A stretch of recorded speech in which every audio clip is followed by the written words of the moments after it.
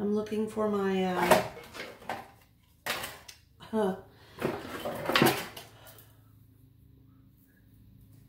don't want to use this. If I can't find my fusible ink, not my fusible ink, what am I trying to say? My friction pen, my goodness. Let's see, what's this? Okay. That's my friction pen. And now I'm going to need a ruler of some sort.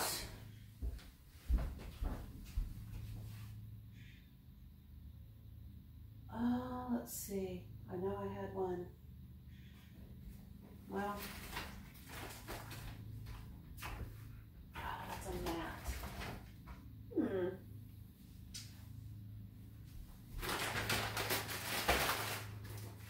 I have to keep, I've got things I'm selling on Mercari, and I've got to keep this stuff separate and organized, or things will just be crazy. All right, so I'm not finding my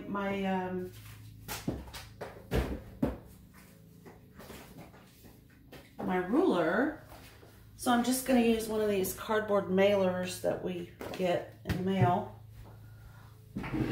Oh, actually isn't a bad idea. I can just kind of use the width of it. This is the interior of the bag.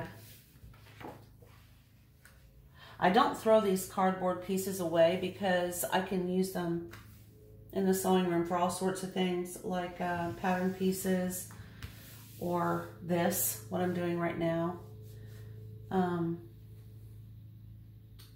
I've also discovered if I drop a whole bunch of pins on the floor, which I've been known to do, or buttons, I can use one of these to help myself pick them up. But I'd rather use them and use them and use them and use them and use them than throw them in the garbage. If you have any super duper uses for these, please share in the comments below. That would be fun to read. Okay, so I've kind of basically done thirds, and I'm just doing like a grid. That's honestly all I'm doing, is just kind of a grid, and I'm using a friction pen, which will erase with heat. So when I'm finished with the quilting aspect of this, I can go back over it with the iron, and all these blue marks will fade. Now I will caution you that they don't always completely fade. There are some fabrics that like to hold on to this. I don't know why. Honestly, I have no clue why, but I have found if I just add a little tiny bit of cold water and then go back and press again, it will go away. It kind of will scare you for a minute. You'll think, oh no, oh no. Okay, now because this is actually fused to this fleece, I'm not going to pin it. I might if I were doing anything other than a craft item, but I just don't feel like I need to. Okay, I'm going to start right here, and we're just going to make straight, even stitches. I'm going to put my sewing machine in needle down. I've got my machine set on the basic default settings. So now every time I stop sewing, my machine will stop with the needle in the fabric, and I won't have to worry about it shifting out. So here we go.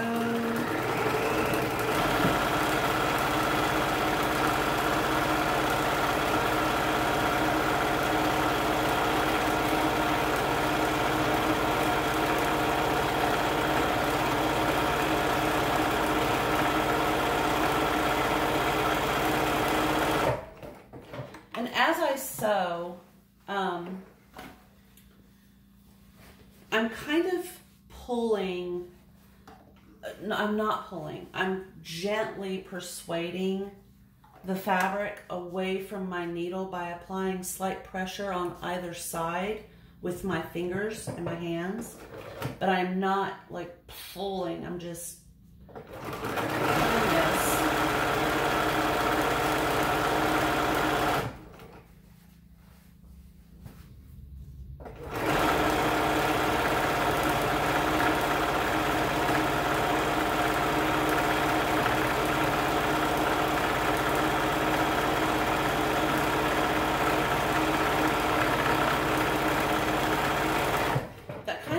Keep the warp or weft, whichever direction you happen to be stitching from,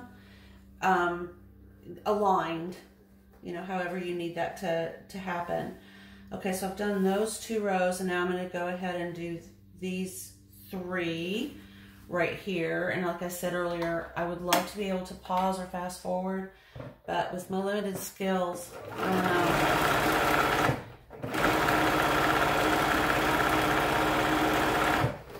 If it seems like I sort of lost some skills, what happened is my phone was working great.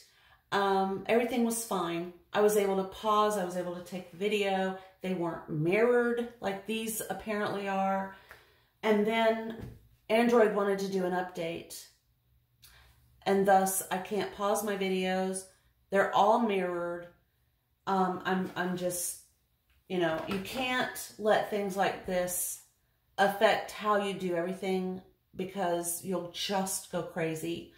I have the opportunity, I suppose, to take my phone to a Verizon dealer and say, hello, or just go with the flow, be a little different and not worry about it.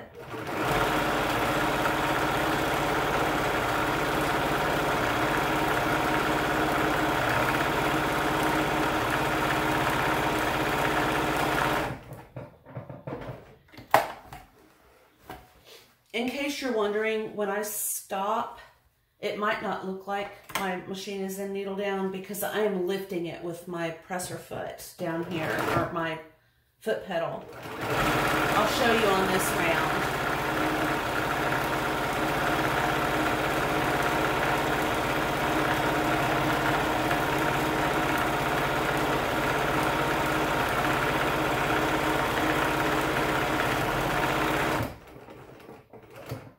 Okay, so see, when I stop, boom, it just automatically goes to the needle down position. I think you can see that. But if I push on the back end of my foot pedal one time, just once, it lifts it into the needle up position. Then I can lift up my presser foot and remove my fabric and cut my thread and move to the next set of stitches. Another thing I want to show you on this last row, as we mentioned earlier, I'm just kind of pulling without really pulling the fibers apart. Let me see if I can get you in a little bit closer. That was a fun little ride, huh? Okay. All right. Let's see what happens here. Okay. So it might be difficult to see because of this stylized rose print, but I'll go slow. So I'm coming up to where the other stitch is in this little intersection right here. I'll keep my hand out of the way. It's going to want to pucker when I get to this opposing row of stitching. So you can see it's starting to pull and pucker up a little bit on this side. And that's because the feed dogs on the bottom and the presser foot on the top are pushing the fabric this way toward me. That's why if I add a little opposing pressure with my fingertips as I come up to this intersection, it kind of pulls that pucker out and I don't have a little fold over the top. That's my iron. So we're going to go through here again.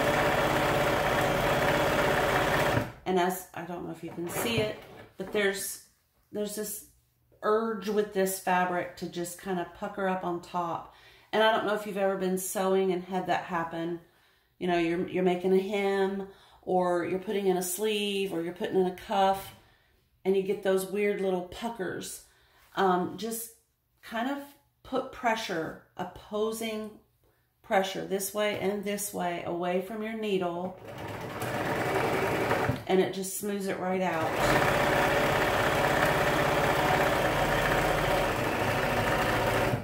And I'm in the needle down position. Now I'm putting pressure on the back of my foot pedal one time, and it lifts up my needle, and I can cut those threads. Okay. Oh, I'm so afraid I'm gonna break this. Okay, so now I need to trim my threads with my little seam scissors here, or stitch scissors. My youngest daughter is a veterinary tech, and I was working on a sweatshirt for her. She had pulled the kangaroo pocket off. She didn't like it, and then needed those little, you know, the little seams that are on either side. She needed those kind of straightened out. So I was working on it with her, and I was using these little scissors. I don't know if you can see that little divot down here. This is what they use at the veterinary clinic to remove stitches. And she said, oh, these look just like the stitches scissors. I said, well, that's kind of what they are. It was cute. Okay. So I'm removing those extra threads. So now, as you can see, there are these blue lines from my friction pin. I'm going to go press this, and those should, oops, this one should disappear.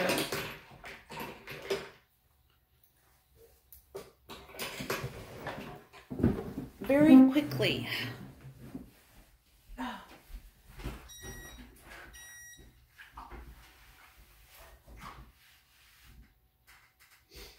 I don't know how I feel about this Black & Decker iron. It turns itself off so quickly.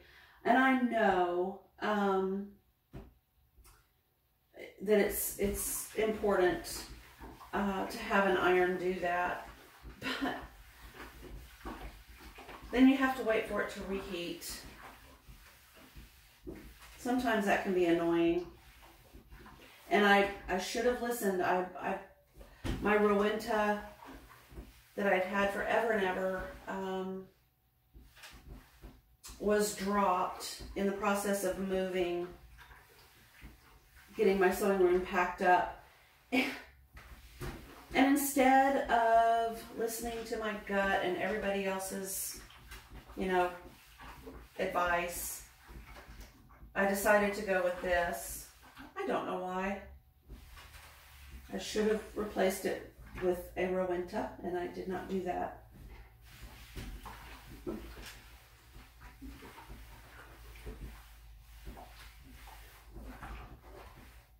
Okay, and Rowenta does not sponsor me, by the way. That's what I've always used forever and ever and ever, and I decided to go with something different. Okay, so all of our blue lines have disappeared, and I'm going to fold this. Well, I'm going to fold it this way. Make sure it's lined up correctly. Okay. And now we'll cut out piece number 13, which is the lining. And since I cut out the outer with my pattern piece facing up, my number 13 looks like a number 13, or my number 10 looks like a number 10 instead of a 0, 1, then I'm going to do the same thing with my lining piece. And that matters a lot of times in especially clothing construction, you do not want to flip-flop pieces that will be meeting up with each other. So if I had, for some reason, you know, cut out that piece with the pattern upside down, then I would need to do the same thing with this. And it has to do with alignment and math. And the only time I will ever do that differently is if the instructions within the pattern tell me to. And sometimes there's a good reason for it. So if you read your instructions and it says, it shows you the pattern piece turned upside down, then you need to follow that. The reason I'm not using the pattern to discuss this particular bag is for two reasons. One, I've made it twice, I've uploaded it twice, and I've gone through the pattern step by step by step twice. And in this case, I am not following the pattern as well as, you know, McCalls and K-Wit might want me to. I'm kind of just making it my own. Now, as you can see, I put a pin here in the bottom, and then I put a pin here and a pin here. I've not pinned opposing here because I want to make sure that I can keep this pattern, you know, straight. If I put a piece up here, it might distort the outer side. So I'm starting in the bottom and I'm working my way out and up. And only because this fabric has now been thickened up with the addition of the fusible fleece and quilting.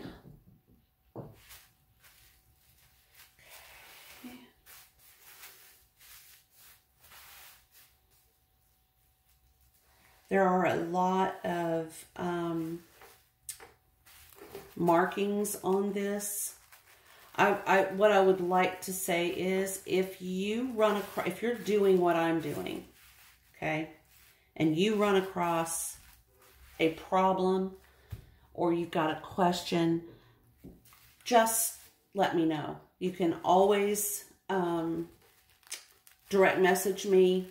You can find me on Facebook. You can private message me through Facebook. However, you can leave a comment below. However you want to do that, just feel free to let me know that there's a question or you need some help with a specific area of this project. I'm happy to help you. Okay, right. So now I'm going to cut these two pieces, but I want to make sure before I do any cutting that everything is lined up the way I want it. There's a little bubble right here, so I think I'm going to pull that out. Okay, that's much better. Okay.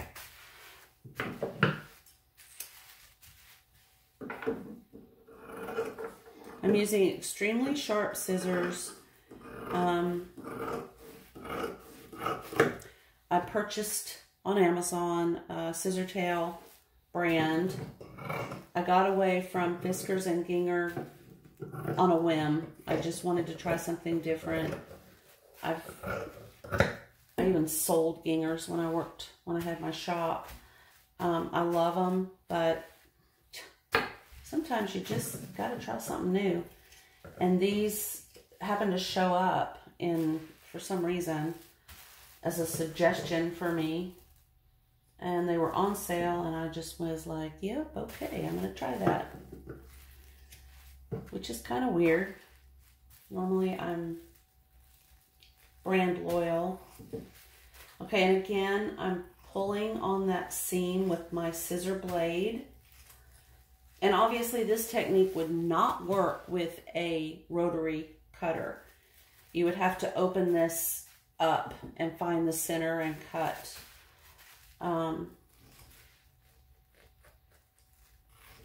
Or however you could mark it. I guess you could use a friction pin and just draw your pattern. on there. Go. All right. So we have our lining. My ring gets caught in there. We have our outer and we have our pocket. So now what we're going to have to do is discuss the piece that holds these two pieces together. So that's that band. And what fabric will I use in this case? I have several different pieces of fabric. Which one do I want to use for that band? I think this would be cute. Unfortunately, there's not very much of it. This literally is all I have. So, what I'm kind of thinking about doing,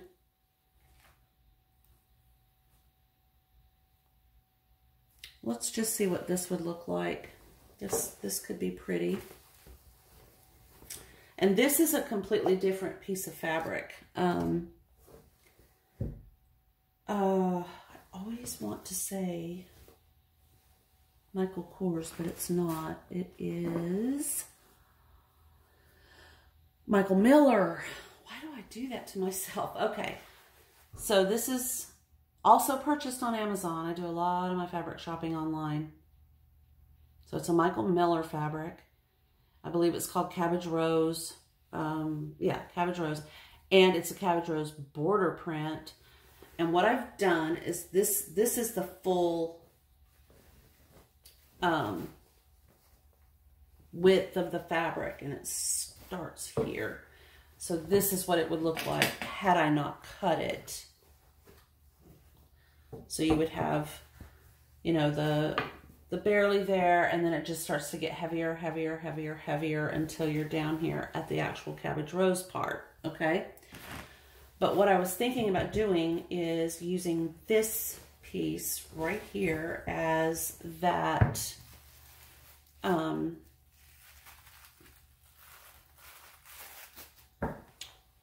piece number 8, which is it 8? No, piece number 11, that goes, if this weren't pinned, I could show you.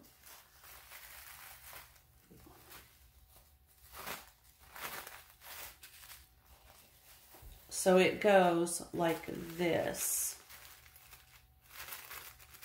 which is, you know, your side that makes your bag that width right there. So if I want to, I could use this, or conversely, for some serious pop, I could use the actual border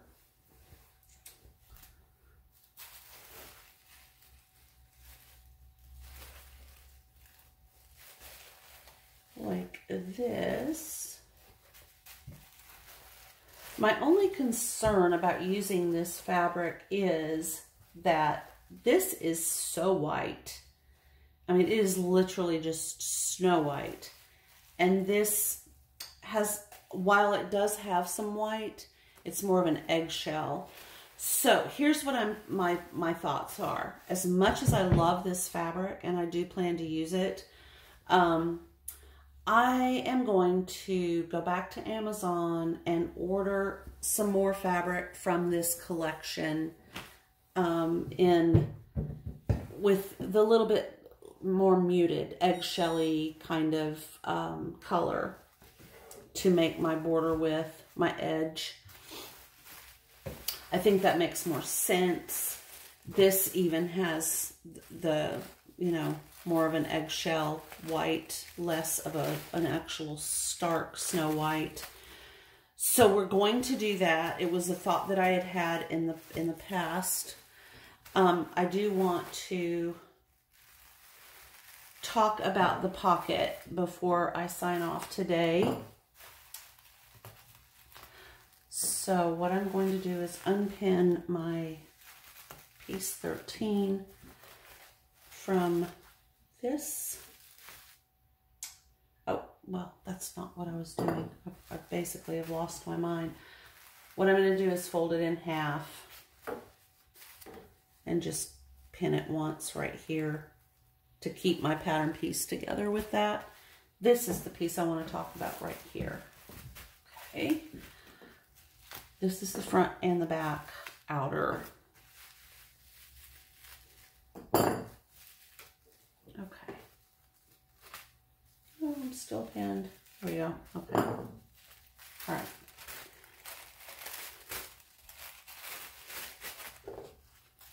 Okay. So I need to decide, is this the front or is this the front? Now, if I make this the front, then I will be hiding a lot of detail with this pocket. But if I make this the front, there's one little bird here. I would be hiding this bird, but a lot of that muted design is still out there. So if I make this the front, then I'm not losing so much of my design by putting this pocket here.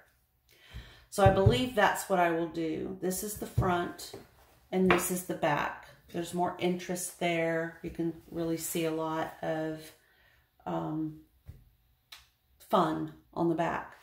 Okay, so now I'm not going to stitch this down, and here's why I'm not. If I go to Amazon.com and I buy a new collection of fabric to get this piece that's going to, you know, bridge the gap here, there could be a fabric in that collection that would make an adorable pocket for the front of this in the style of the pocket. I don't want to limit myself. What I could do with this is any number of things. I could turn it into a little wallet of some sort. I could use it on the inside as another pocket. So before I go crazy and attach this on the what I have decided is the front, I'm going to wait and see what fabric comes with the next piece that I'm purchasing for this. And when that fabric comes in and we've all gotten it and we've opened it and we've looked at it, then we'll decide what we're going to do with our pocket. So until next time, I hope everybody has a fabulous day.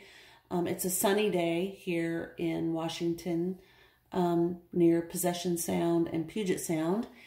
For August, we've been very lucky and blessed.